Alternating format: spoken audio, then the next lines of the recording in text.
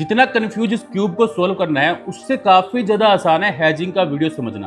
अब क्या है हेजिंग, कैसे कम कैपिटल में बड़ा प्रॉफिट कर सकते हैं, कैसे कम कैपिटल में बड़ा ट्रेड कर सकते हैं, कैसे कम कैपिटल में लिमिटेड रिस्क के साथ अनलिमिटेड प्रॉफिट कर सकते हैं और कैसे कम कैपिटल में हम अपने अनलिमिटेड प्रॉफिट को और बड़े प्रॉफिट में कन्वर्ट कर सकते हैं। और सबसे मेन बात, अगर आप फ्यूचर एंड ऑप्शन ट्रेडिंग करते हैं तो आपको हेजिंग आना ही चाहिए। बिना हेजिंग के आप बड़े पैसा नहीं कमा सकते और अपने लॉस को मिनिमाइज नहीं कर सकते। अब काफी लोगों की दिक्कत आती है, ये जो इंस्टाग्राम पर मैसेज आए हैं और आप ही की डिमांड पे एक्चुअली मैं ये वीडियो बना रहा हूँ।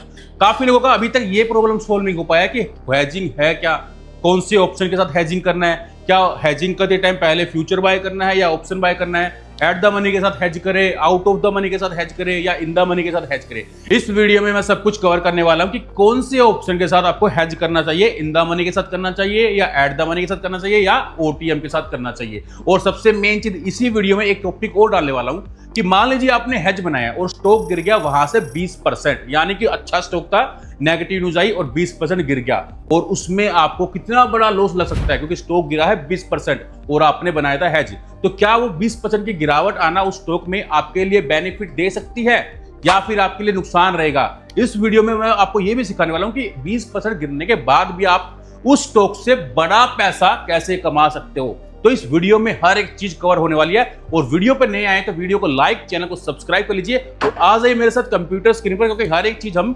बिल्कुल बेसिक से समझने वाले हैं। सो कंप्यूटर स्क्रीन पे जाने से पहले एक चीज क्लियर समझ लो, हेजिंग कोई सिंपल सी स्ट्रेटजी नहीं है। बड़े बड़े हेज फंड इसे यूज करते हैं, यानी कि आपका पैसा म्यूचुअल फंड में यूज हो रहा है तो वो लोग भी हेजिंग का यूज करते हैं आपके फंड को सिक्योर करने के लिए। अब हेजिंग का हर एक टॉपिक को इस वीडियो में क्लियर होने वाला है, तो आप एक कॉपी पेन ले लो और वीडियो पे नए आए हैं तो इस वीडियो को लाइक एंड चैनल को सब्सक्राइब जरूर कर दो, क्योंकि ये वीडियो जो हेजिंग का मैंने पहले बनाया हुआ है आप सभी की डिमांड से, यानी इंस्टाग्राम पर जितने मैसेज आया उनकी डिमांड पे ही मैंने ये वीडियो फिर से बनाया और काफी चीजें जो आपको फेस कर रहे थे प्रॉब्लम, हर एक प्रॉब्लम का सोल्यूशन इस वीडियो में मैं करने वाला हूं। तो सबसे पहले हेजिंग करते टाइम आपके पास कैपिटल कम है तो भी आप हेजिंग कर सकते हो, सबसे मेन पॉइंट ये है। दूसरा, कैपिटल में यानी कि आपके पास कम कैपिटल में बड़ा ट्रेड तो कर सकते हैं, लेकिन आपका जहां पे वो रिस्क है वो लिमिटेड हो जाएगा, यानी कि आपका पूरा पैसा कभी भी जीरो नहीं होगा, एक लिमिटेड लॉस ही लगेगा, लेकिन प्रॉफिट आपको अनलिमिटेड लगेगा। अब तीसरी बात, अब काफी लोगों को ये नहीं पता है कि हेजिंग करते टाइम सबसे पहले फ्यूचर बाय करना है या फिर उसका ऑप्शन बाय करना है। तो यहां पर मैं क्लियर कर देता हूं, सबसे पहले आपको ऑप्शन बाय करना पड़ता है, चाहे आप हेजिंग करें बुल साइड का या चाहे बेयर साइड का। यानी अगर आप बुल साइड का हेज करोगे तो सबसे पहले पुट बाय करोगे, देन उसका फ्यूचर बाय करोगे। वही अगर आपका डाउन साइड का ट्रेड करना है आपने तो सबसे पहले आप कॉल बाय करेंगे, देन आप उसका फ्यूचर सेल करेंगे, तभी आपको उसका मार्जिन का बेनिफिट मिलेगा और उसी के साथ साथ आपका जो ट्रेड है वो इंश्योर्ड भी हो जाएगा, यानी कि वहां पर आपको अनलिमिटेड लॉस नहीं लगेगा। अब यहाँ पर कम कैपिटल कैसे यूज होगी उसको थोड़ा सा मैं आपको स्क्रीन पर समझा देता हूं। आ जाइए मेरे साथ कंप्यूटर स्क्रीन पर। तो आप सभी के सामने जो एंजल वन का जो मेरा मार्जिन कैलकुलेटर है वो आप सभी को दिख रहा होगा। यहाँ पर आपको मार्जिन कैलकुलेटर से मैं बताऊंगा कि कैसे कम कैपिटल में बड़ा ट्रेड होता है। एग्जाम्पल के तौर पर आपका किसी स्टॉक में तेजी का व्यू है, यानी कि एग्जाम्पल के तौर पर मान लेते हैं रिलायंस इंडस्ट्री का स्टॉक है, आपको लगता है आने वाले टाइम में तेज हो सकता है, तो आप उसका फ्यूचर अगर बाय करना चाहते हो तो आपको कितना मार्जिन पे करना पड़ेगा वो देख लेते हैं। यहाँ पर देखो रिलायंस इंडस्ट्री का फ्यूचर का भाव लगा हुआ है, यानी कि सितंबर मंथ का फ्यूचर का जो है ये मैंने ट्रेड सिलेक्ट किया हुआ है, आप सिलेक्ट कर लेना। अब इसे बाय करने जाते हैं तो यहाँ पर देखिए आपके सामने 1,25,581 रुपए का मार्जिन आपको पे करना पड़ता है। ये देखो आपके सामने है 1,85,581 रुपए, यानी एक लोट रिलायंस का फ्यूचर बाय करने के लिए आपको 1,85,581 रुपए का मार्जिन पे करना पड़ेगा। ठीक है, अब वहीं पर अगर आप इसको हेज कर लेते हैं तो आपको कितना मार्जिन पे करना पड़ेगा ये देख लो। अब वहीं पर सपोज कीजिए, अब मैंने आपको पहले बताया कि आपको पहले ऑप्शन बाय करना पड़ेगा, देन आप उसको फ्यूचर बाय करना पड़ेगा। तो यहाँ पर सबसे पहले ऑप्शन बाय करेंगे तो रिलायंस का भाव चल रहा है 1407 रुपए के अराउंड, तो यहाँ पर हम इसको ऑप्शन यानी कि फ्यूचर की जगह ऑप्शन इंडेक्स सिलेक्ट करेंगे। अब रिलायंस का स्टॉक है तो रिलायंस का स्टॉक टाइप करना है यहाँ पे हमें। रिलायंस सितंबर मंथ का चल रहा है तो सितंबर मंथ की एक्सपायरी वाला रिलायंस सिलेक्ट किया, उसका ऑप्शन सबसे पहले यानी कि तेजी का है जो, तो हमें पुट बाय करना है, यहाँ पे पुट सिलेक्ट करेंगे। अब यहाँ पे रिलायंस का जैसे कि 1407 रुपए का भाव चल रहा है तो आप 1400 का पुट ऑप्शन बाय कर सकते हैं, तो यहाँ पे 1400 का पुट ऑप्शन सिलेक्ट करेंगे, रिलायंस 1400 पुट, यानी यहाँ पे अगर आप एक लोट बाय करना है, एक लोट बाय पे क्लिक करेंगे, इसको ऐड कर दीजिए। यानी कि एक रिलायंस का जो ऑप्शन बाय करना है आपको 1400 रुपए का, तो उसके लिए आपको कितना मार्जिन पे करना पड़ेगा, 4800 रुपए का मार्जिन देना पड़ता है। यानी कि एक 4800 रुपए का पुट बाय किया आपने, एक रिलायंस का पुट बाय कर लिया। यहाँ पर एक सबसे पहले आपने पुट बाय कर लिया। अब यहाँ पर इसके साथ जब आप फ्यूचर बाय करोगे तो रिलायंस का फ्यूचर जब आप बाय करने जाओगे तो आपका मार्जिन जो पहले लग रहा था 1,25,000 रुपए के अराउंड, अब पुट बाय करने से क्या बेनिफिट मिला है वो आप देख लो।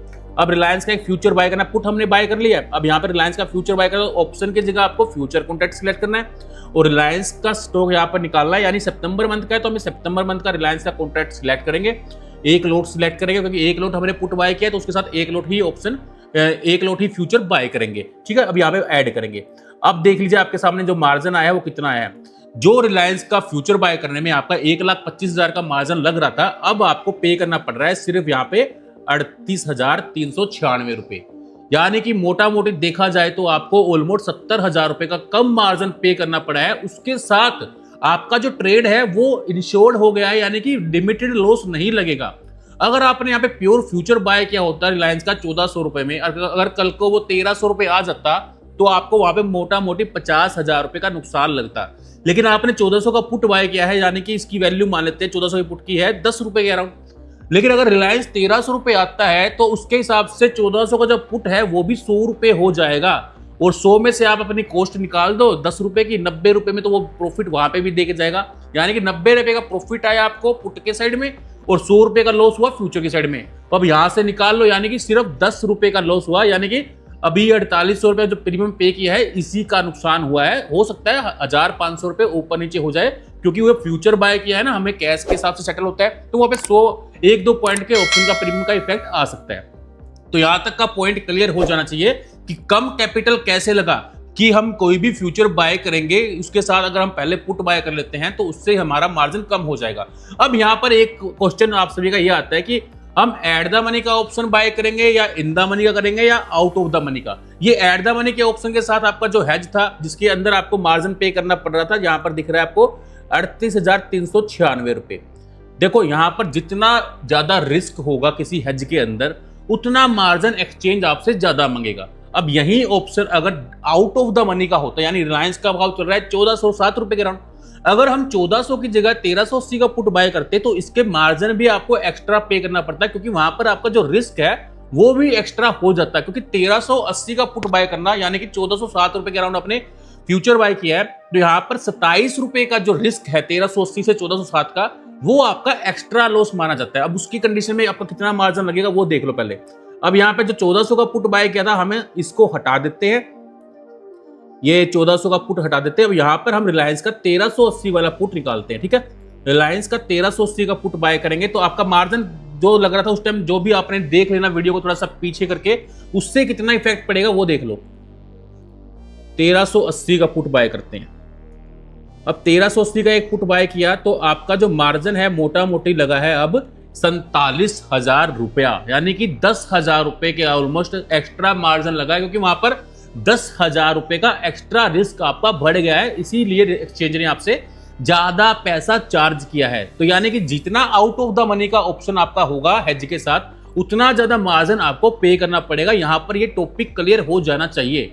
अगर यही और आउट ऑफ द मनी का होता, यानी कि सपोज करो अगर 1380 की जगह आप 1360 का पुट बाय करते तो कितना मार्जिन पे करना पड़ता, तो 1360 का पुट यहां पर ऐड करेंगे। पहले इसको हटा देते हैं 1380 वाले पुट को। अब 1360 का पुट मैंने ऐड किया तो जो 47,000 का मार्जिन था अब हो गया है 55,000 रुपए। तो यहां पर ये पॉइंट सबका क्लियर हो जाना चाहिए। जितना आउट ऑफ द मनी का आपका ऑप्शन होगा वो उतना ज्यादा रिस्क हो जाएगा आपका उसके हेज के अंदर, उतना ज्यादा एक्सचेंज आपसे मार्जिन भी चार्ज करेगा। और वहीं पर अगर आप ये इन द मनी का ऑप्शन बाय करते, यानी रिलायंस का भाव चल रहा है 1407 रुपए, और अगर आप 1420 का पुट बाय करते तो क्या इफेक्ट पड़ता है वो भी देख लो। अब यहां पर ये मैं आपके रिमूव कर देता हूं। अब यहां पर 1420 का पुट यानी इन द मनी का पुट बाय करने से क्या इफेक्ट पड़ेगा वो देख लो। सबसे पहले इसको हटा देते हैं, अपने 1360 का पुट हटा दिया। अब यहां पर रिलायंस का मैंने 1420 का पुट निकालना है। 1420 का पुट अब ये बाय कर दिया तो देख लीजिए 28,900 रुपए का मार्जिन चार्ज कर रहा है एक्सचेंज आपसे, यानी कि कितना कम है। जो आपने एट द मनी के ऑप्शन से मार्जिन था 38,000 रुपए, उससे भी कम 9,000 रुपए, उससे भी कम मार्जिन पे करना पड़ेगा, यानी कम पे करना पड़ेगा, क्योंकि यहां पर जो रिस्क है आपका और भी कम हो गया है। क्योंकि यहां पर अगर रिलायंस का स्टॉक कल को गिर भी जाता है तो आपको जो इन द मनी के ऑप्शन से हेज से जो लॉस लग रहा था उससे भी ज्यादा कम लॉस लगेगा।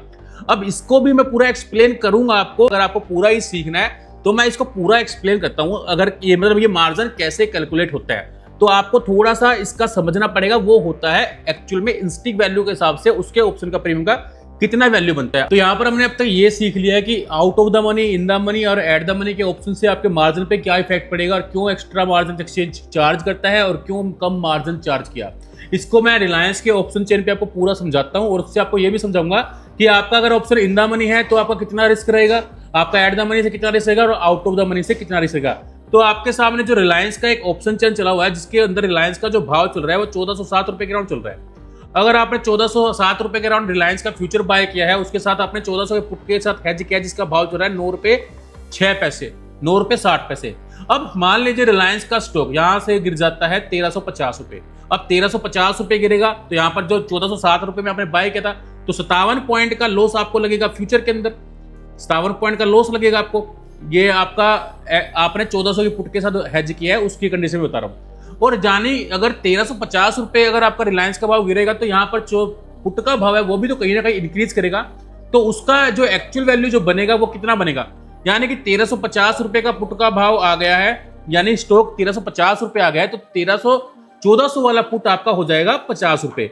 अब 50 रुपए आपका पुट का भाव हो गया, 9 रुपए 60 पैसे में आपने बाय किया था तो यहाँ पर आपको 40 रुपए 40 पैसे का प्रॉफिट होगा, यानी 40 रुपए 40 पैसे का ये जो है आपका ये है प्रॉफिट। अब यहां से इसमें से प्रॉफिट में से लॉस निकालोगे तो आपको जो मोटा मोटी जो लॉस होगा इसके अंदर 40 पैसे तो ये लॉस हुआ और 57 में से 40 जाएंगे तो 17 रुपए, यानी 17 रुपए 40 पैसे होंगे और इसको मल्टीप्लाई करेंगे 500 से तो ये हो जाएगा 17 5 85, यानी कि 8500 कुछ रुपए ऊपर बनेगा, 20 रुपए के आसपास समथिंग आपका मैक्सिमम लॉस होगा क्योंकि आपने 1400 के पुट के साथ हेज किया था। वही ये 1400 के पुट के साथ हेज है, मैं इसके ऊपर लिख देता हूँ 1400 के पुट के साथ जो अपने हेज किया था, ये इसके ऊपर इसका डिटेल है, ये आप इसके थोड़ा सा समझ लेना। वहीं अगर आपने 1380 के पुट के साथ हेज किया होता, अभी 1380 का पुट मैं जो कि आप आउट ऑफ द मनी का पुट हो गया, ये ओटीएम हो गया और ये हो गया मोटा मोटी एटीएम आप इसको कैलकुलेट कर लेना। अब 1380 की पुट के साथ अगर आपने हेज किया होता और रिलायंस का स्टॉक अगर 1350 रुपए आ जाता है तो उस कंडीशन में फ्यूचर में तो आपको लॉस लगा, यहां पर देख लेंगे 57 रुपए ही, ठीक है 57 रुपए का जो लॉस होगा और 1380 का पुट चल रहा है फिलहाल 4 रुपए 25 पैसे। तो यहाँ पर 1350 रुपए अगर भाव आ गया है तो 1380 के पुट की जो वैल्यू बनेगी आपकी वो बनेगी 30 रुपए। अब 30 रुपए पुट की वैल्यू बनी, यहाँ पे 30 रुपए पुट की वैल्यू के साथ आपका जो प्रीमियम आपने बाय किया था उसमें से निकाल देंगे, 30 रुपए में से निकाल देंगे अपने 4 रुपए 25 पैसे। तो यहाँ पर आपका आंसर आता है, यहाँ पर आएगा 25 रुपए 75 पैसे, यानी 25 रुपए 75 पैसे आपको पुट के अंदर प्रॉफिट आएगा अपनी कॉस्ट निकालने के बाद। तो यहाँ पर प्रॉफिट में जो लॉस हुआ था लॉस में से आपका प्रॉफिट निकाल दो 25 रुपए 75 पैसे, ये आपका प्रॉफिट हुआ। तो आपका जो नेट लॉस होगा वो होगा 75 पैसे, तो ये हुआ यहाँ पर 2 और 3 32 रुपए 75 पैसे। तो 32 रुपए 75 पैसे का आपका मैक्सिमम लॉस होगा और 32 रुपए 75 पैसे में आप मल्टीप्लाई करके 500 से आपको यहाँ पे 16,375 रुपए के अराउंड मैक्सिमम लॉस लगेगा, यानी कि ये जो आपका टोटल लॉस हुआ जो कि 8500 रुपए से डबल हो गया, इसीलिए आपका एक्सचेंज ज्यादा मार्जिन पे कर रहा था। वही अगर आपने यहाँ इसके ये आपको नोट कर लीजिएगा, इसका स्क्रीनशॉट ले लो, मैं आपको मिटाने वाला हूँ। एट द मनी से समझा दिया है क्यों इसमें कम लॉस लगेगा और ओटीएम से समझा दिया क्यों इसमें एक्स्ट्रा मार्जिन लगता है और एक्स्ट्रा लॉस कैसे लगेगा, ठीक है। अब मैं आपको समझाता हूँ कि इन द मनी के साथ हेज करने पे और भी कम मार्जिन क्यों पे करता है, मैं आपको मिटाने वाला हूँ, इसका स्क्रीनशॉट ले लीजिएगा। चलो मिटाने जो मैं यहीं पे करूंगा, ठीक है।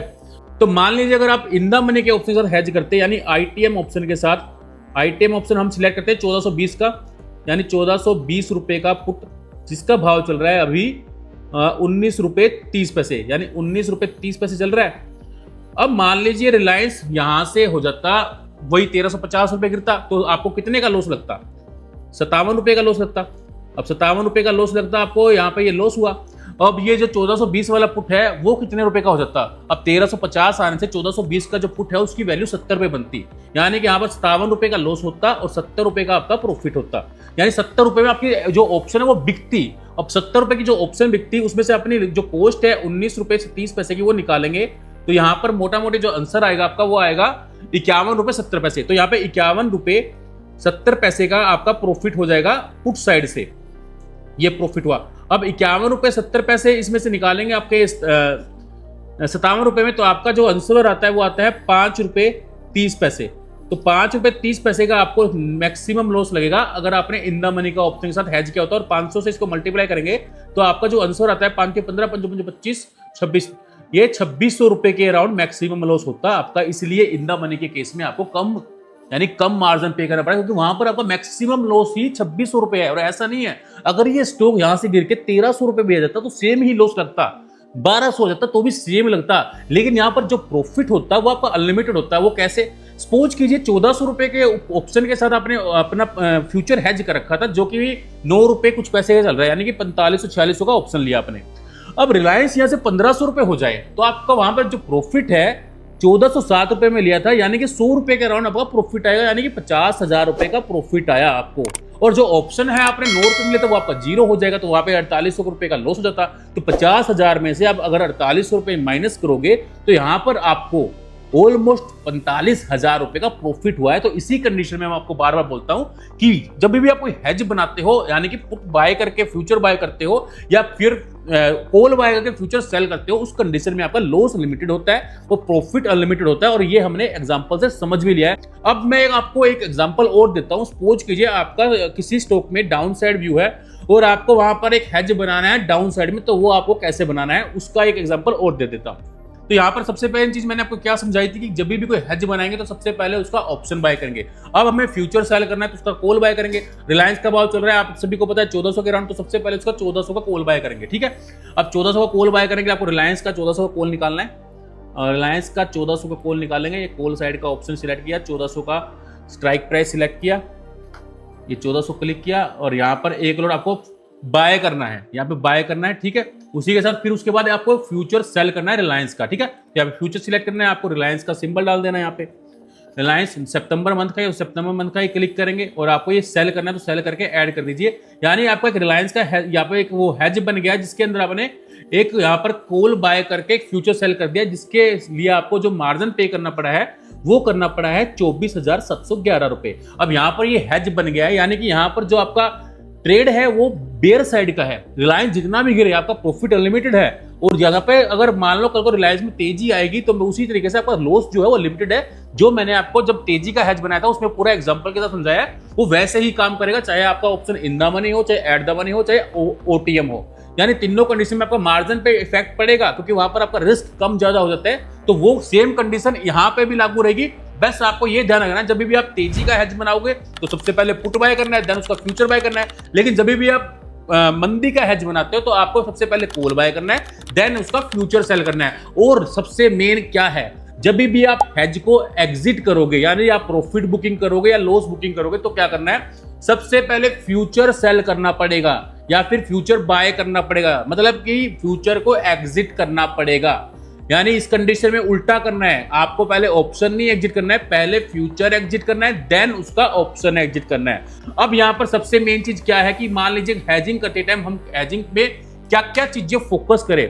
सबसे मेन चीज है, कोई भी हेजिंग करोगे आप वही स्टॉक में हेजिंग करोगे जहां पर मोमेंटम हो। ऐसा ना हो कि कोई ऐसा स्टॉक सिलेक्ट कर लिया जिसके अंदर कोई मूवमेंट ही नहीं आता, पूरे महीने में वहीं पर खड़ा रहता है, भाव 10-20 रुपए ऊपर नीचे करता है। उस कंडीशन में क्या होगा, आपका लॉस हो सकता है, क्योंकि जो आपने पुट साइड का प्रीमियम बाय किया होगा या अगर आपका बेयर ट्रेड है, आपने कॉल साइड का जो प्रीमियम बाय किया होगा वो डिके हो जाएगा, जिसके चलते वो आपका प्योर लॉस होगा। तो कोशिश करो वही स्टॉक सिलेक्ट करो जिसके अंदर मोमेंटम आता हो, क्योंकि वहां पर आपका प्रॉफिट होने का ज्यादा पॉसिबिलिटी रहेगा, या फिर वहां पर लॉस भी लग सकता है लेकिन आपको मोमेंटम मिलेगा, क्योंकि हमने पैसा लगाया है पूरा महीना हेज के लेके बैठे हैं, तो वहां पर कुछ ना कुछ पैसा आना चाहिए या फिर थोड़ा पैसा लग भी सकता है। एक चीज और क्लियर करता हूं, कोई भी हेज बनाया, आपने सोचा कि पूरे महीने का हेज बनाया तो मैं पूरा महीना ही होल्ड करूं, ये गलती कभी भी मत करना।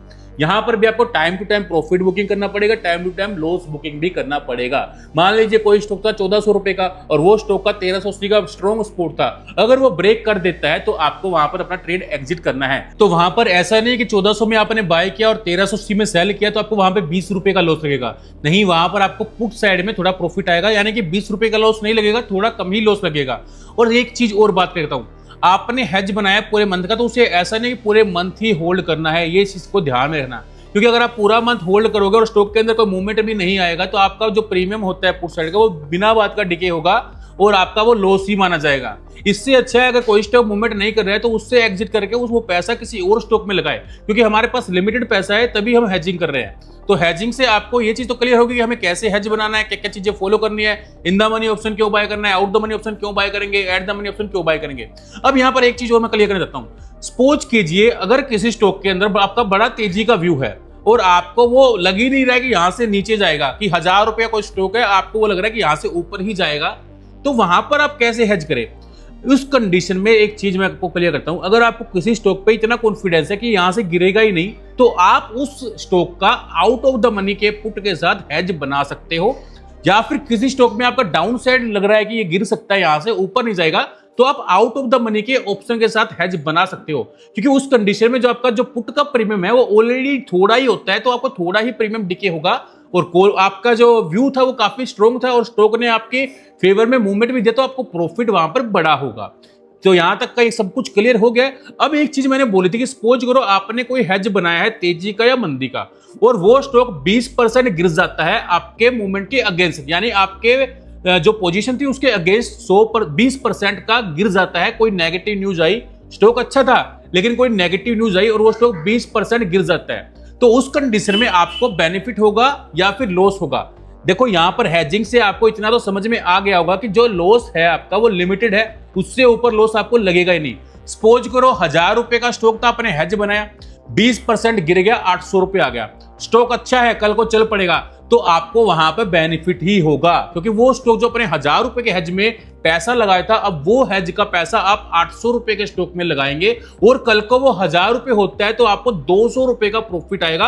अगर प्रीमियम निकाल भी दे तो आपको 170 पॉइंट का तो प्रॉफिट आएगा ही आएगा, और स्टॉक आपका अभी 1000 ही रुपए आया, जो यानी कि लास्ट टाइम भी आपने 1000 में बाय किया था और आज वो 1000 हुआ है, लेकिन आपको 170 पॉइंट का एक्स्ट्रा प्रॉफिट आएगा, क्योंकि आपने 800 रुपए में हेज बनाया था, जिससे आपको बड़ा प्रॉफिट आया। तो बड़ी गिरावट आना हेज के अंदर अच्छे स्टॉक में वो हमेशा अपॉर्चुनिटीज होती है आपके लिए पैसा इन्वेस्ट करने की और बड़ा प्रॉफिट कमाने की। अब एक सबसे मेन चीज लास्ट में समझाना चाहता हूं कि सपोज करो आपने कोई हेज बनाया 1000 रुपए के भाव में, स्टॉक हो गया 1100 रुपए, और आपको लग रहा है कि वो स्टॉक आने वाले टाइम में और भी प्रॉफिट दे सकता है, लेकिन आपको हेज नहीं काटना है, तो उस कंडीशन में आप अपने स्टॉप लॉस यानी जो हेज को है ना, हेज को ट्रेल कर सकते हो। अब ये हेज को ट्रेल करना क्या होता है वो समझ लो, यानी कि आपने स्टॉक बाय किया 1000 रुपए में, स्टॉक चला गया 1100 रुपए, अब 1100 रुपए चला गया तो आप प्रॉफिट नहीं बुक करना चाहते, लेकिन आप हेज को ट्रेल कैसे करोगे, आप 1100 रुपए का पुट बाय कर लो और 1000 वाला पुट सेल कर दो। उस कंडीशन में जो आपका जो हेज होगा वो 1100 रुपए के हिसाब से एडजस्ट हो जाएगा, यानी कि आपका प्रॉफिट बुक हो जाएगा एक तरीके से 100 पॉइंट का, यानी 1000 रुपए का पुट से 1100 में पुट में शिफ्ट होना, तो 100 रुपए का प्रॉफिट आपका बुक हो जाएगा। यानी कि कल को स्टॉक अगर 1000 रुपए आता है तो 1100 की जो पुट आपने बाय की थी उसमें ज्यादा प्रॉफिट आएगा, वो आपका रिस्क कहीं ना कहीं कवर कर लेगा। तो इस तरीके से आप यानी कि हेज को ट्रेल करके भी स्टॉप लॉस, हेज का स्टॉप लॉस ट्रेल करके भी बड़ा प्रॉफिट कमा सकते हैं। अब मान लीजिए काफी ऐसे स्टॉक होते हैं जिनके अंदर कोई मूवमेंट ही नहीं आता है और आप उसमें हर महीने हेज कर करके अपना पुट साइड का प्रीमियम डिके कर रहे हो या फिर बेच के अपना कॉल साइड का प्रीमियम डिके कर रहे हो, तो ऐसे स्टॉक के लिए भी कोई स्ट्रेटजी होगी। तो ऐसे स्टॉक के लिए भी बिल्कुल एक परफेक्ट स्ट्रेटजी है जिसे बोलते हैं स्प्रेड स्ट्रेटजी। यानी स्प्रेड स्ट्रेटजी का एक सेटअप है जिसके बेस पे आप ऐसे स्टॉक के अंदर भी प्रॉफिट कर सकते हैं विद लिमिटेड रिस्क के साथ, विद लिमिटेड प्रॉफिट के साथ। अब आपको चाहिए कि मैं स्प्रेड स्ट्रेटजी का पूरा सेटअप का वीडियो आपके लिए बनाऊं, तो इस वीडियो पे भाई इतने कमेंट कर दो जिससे कि मैं मजबूर हो जाऊं आपके लिए वीडियो बनाने पर, क्योंकि जितने कमेंट आएंगे तभी मैं वीडियो बनाऊंगा। और वीडियो पूरा सेटअप का वीडियो मैंने हेजिंग का आपको फिर से अच्छे से एक्सप्लेन कर दिया, हर एक नेगेटिव पॉजिटिव चीज आपको बता दी है। इससे बेस्ट वीडियो आपको कहीं नहीं मिलेगा। मार्केट में लेने जाओगे तो काफी पैसे चार्ज करेंगे, तो इस वीडियो को जितना हो सके उतना अच्छे से देखो, अपने दोस्तों को सबको शेयर कर दो, ताकि आपका कोई भी दोस्त ट्रेडिंग करने से पहले हेजिंग का जरूर यूज करे, ताकि उसका बड़ा कैपिटल का लॉस ना हो। होप सभी को वीडियो काफी अच्छा लगा होगा, तो वीडियो को लाइक कर देना, चैनल पे नए हैं तो सब्सक्राइब कर देना और अपने हर एक दोस्त को शेयर कर देना। तो मिलते हैं नेक्स्ट वीडियो में किसी नए टॉपिक के साथ।